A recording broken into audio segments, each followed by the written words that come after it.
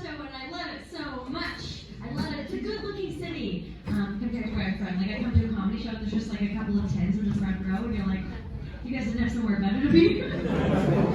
You guys fucked to this? Okay.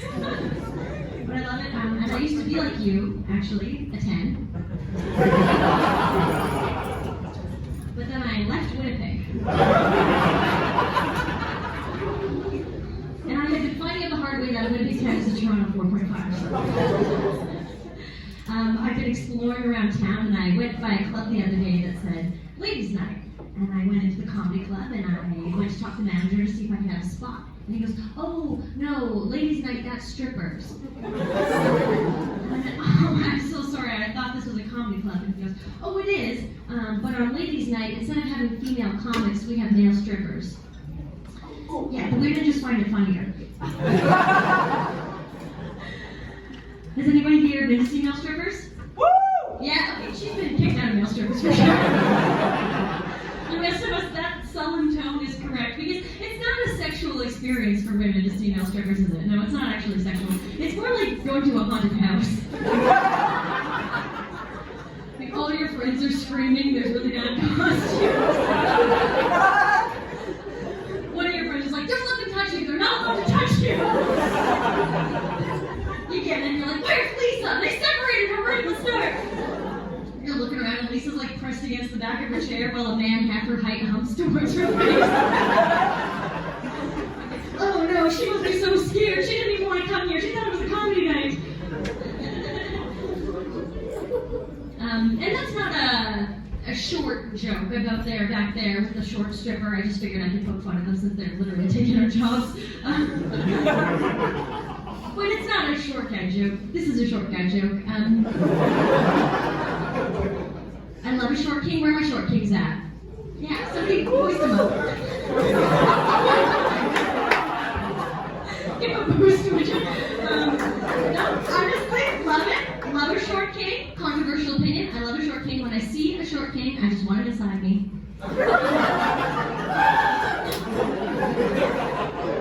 But not like how you think. I just want to give him a little more time in there to develop.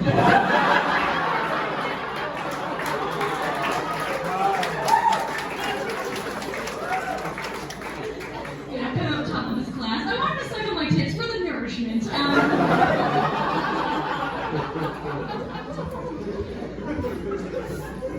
A little bit about me. I'm a bisexual person.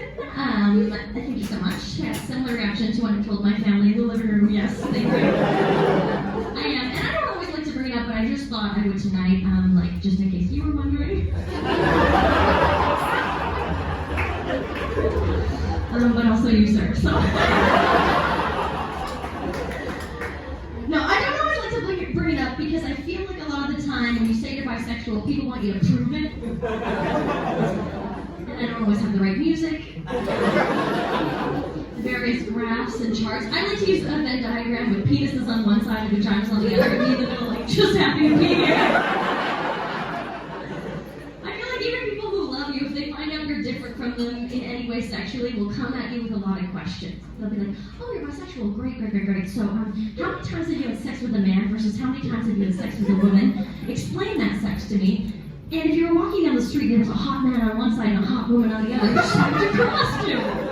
They'd be like, neither, Aunt Barbara. I'm bisexual, I would stay put until they both came.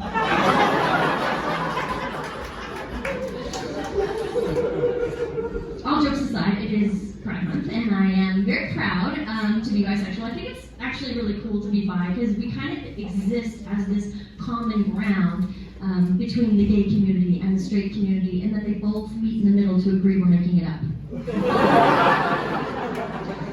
While simultaneously trying to fuck us. I was a hot baby, you guys can probably tell, these cheeks, come on. Something happened, I was not a hot kid. And as a kid, I wanted to be hot so bad, which was very uncomfortable for my family. I was one of those kids who was always trying to get their parents to buy them Cosmo magazine. Do you guys remember Cosmo magazine? Yeah, right? It was that whole magazine for 16-year-old girls who were like, nobody wants to fuck me! Meanwhile, the rest of us were like, oh boy. If only you knew. We had to make laws. Literally. everyone wants to fuck you, but it's not like how you think. It's not good. I'm like getting my mom to buy me that magazine. It had the little article previews on the front, like how to turn your principal on. It would always have the stuff like 100 men weigh in on the most erogenous square inch of their body. And like, it's the tip of the penis. A 16-year-old virgin not only to read to the end of the article. Like there's going to be some man who's like, underneath my chin if you scratch me just right. My favorite part of the magazine was the embarrassing moments section. That's what I read the magazine for. And I don't know about you guys, I was always so let down because it was always hot girl embarrassing moments. You know, it was always like my bra strap slid off my shoulder when I was talking to my crush and he had to put it back on. You're reading that and I'm like, fuck you, Brittany! You know, she'd be like, I burped on a plane. I got gum in my hair. You're like, oh yeah, I got gum in my pubes, the back ones. And it wasn't even hot, it was my gum. My dad had to cut it out. But just once I wanted to read a real girl embarrassing story, something I could relate to. You know, like I leaned in for a kiss with a gym teacher and he called the cops. You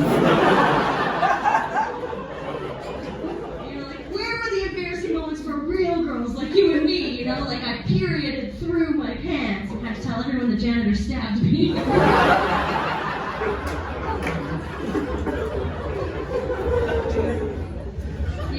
You guys like crime? Yeah, a little bit of a crime. True crime is huge right now, and I didn't get it. So I decided to do a little research because I was curious and I wear glasses. And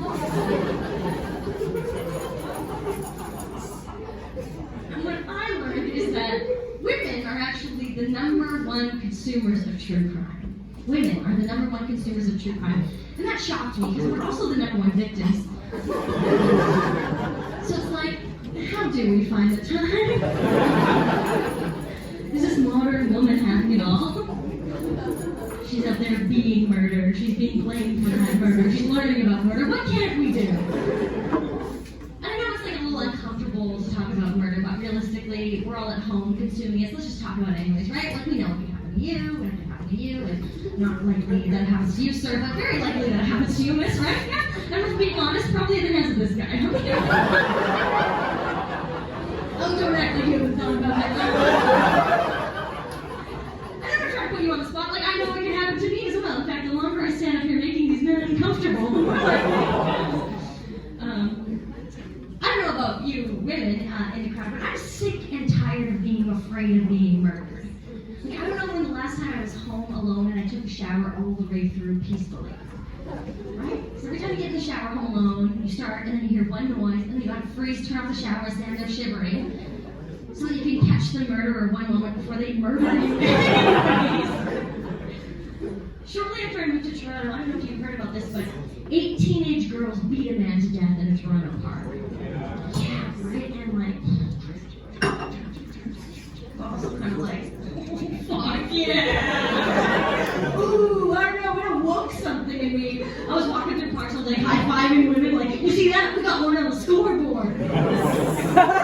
We're in the game now. It's not too late to turn this whole thing around. I was just, oh no, you guys know? Interesting. Because one man murders 8 teenage girls all the time, and you all watch the documentaries, but 8 teenage girls finally band together and strike back, and now you don't like murder? Check your values. Honestly, I was inspired. I started following their whole case. I was like, man, if these 8 teenage best friends get sent to the same prison, that prison's gonna be fun as hell! Are you kidding me? I'm in my 30s. Do you know how hard it is for me to get 7 of my best friends together to do anything? These girls aren't getting married. They aren't having children. It's just you and your best friends forever until you're executed by the state. I can think of worse ways to go. Anyways, pardon me if I want to be able to raise my daughter to know that she could grow up to be absolutely anything, even a serial killer. Even a murderer.